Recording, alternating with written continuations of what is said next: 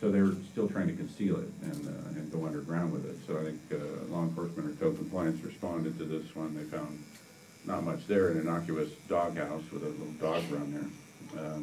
But when they opened it up, they found that there were no dogs. There was a staircase going down to several buried underground sea trains where they grow a substantial amount. And of course, the power sources for all the grow lights and water pumps and everything were powered by fuel sources, biodiesel and other things, so there's no infrastructure up in these remote locations. This is a house that was constructed rather rapidly, of course, obviously to no building code whatsoever. And of course we didn't have any permits, and it was in support of a fairly large grow operation. And of course we got called in because this is how they were powering the entire house. It was just batteries in series. You can see the sulfuric acid there that charged the batteries. Of course when they're spent, they just toss them usually in a ravine nearby. Some of the employee housing issues, technically, I don't know how much they rent this out at night, but it probably doesn't quite meet standards. I think somebody was living in the shack and that trailer there. And of course the wastewater issues, this was a temporary thing. They put it on these posts there to move in a couple of employees. And the wastewater pipe, you can see, just drains straight to the surface of the ground. There's another one coming out of the trailer with wastewater being discharged straight to the ground. This one I found kind of fascinating. For a minute I thought, okay, you put the toilet up on a counter, and then there's some kind of a propane cylinder, so maybe invented some sort of turbo propane instant incinerator flush system. And I thought, that's kind of cool, because when he gets out of prison, he could probably patent that and go legitimate.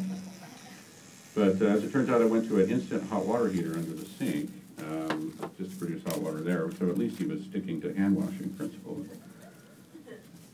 And that's why it was up on the counter. It went to a composter unit that was plugged into the wall that created humanure. And being green again, they were using the humanure on the cultivation operation. Wow. Beautiful, isn't it? Wow. Another latrine that was just built rather rapidly. The corrugated pipe there just went into a hole in the ground.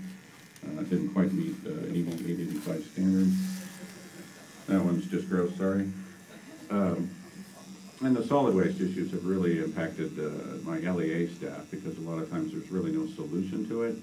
They just pile it up because the responsible party is either non-responsive or sometimes even incarcerated. So trying to get somebody to work with to get these cleaned up is really time-consuming and difficult. Some of these dump sites contain hazardous materials as well, so whatever contractor we do get up in the area to do it has to be trained for HAZWalker standards.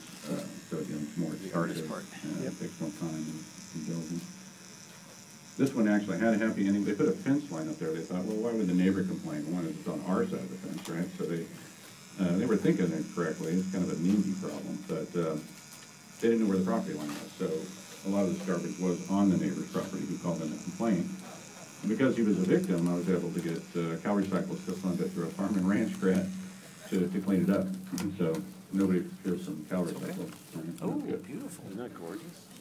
So in response to all of that, Nevada County passed Ordinance 2349 to try to put some sort of limit on that the amount of cultivation, because it was just running rampant in our county. And this board meeting normally we have, 3 or 4 people, maybe half a dozen show up to any particular board session.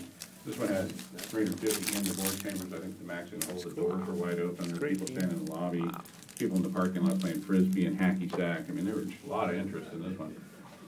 And we opened up the public comment at 1 p.m. I don't think we got done until like 6:30 p.m. And we had 3 minutes per person to comment, and all sides where there's people who live in the area thought it wasn't restrictive enough, because they wanted to see this be reined in to basically wipe it out.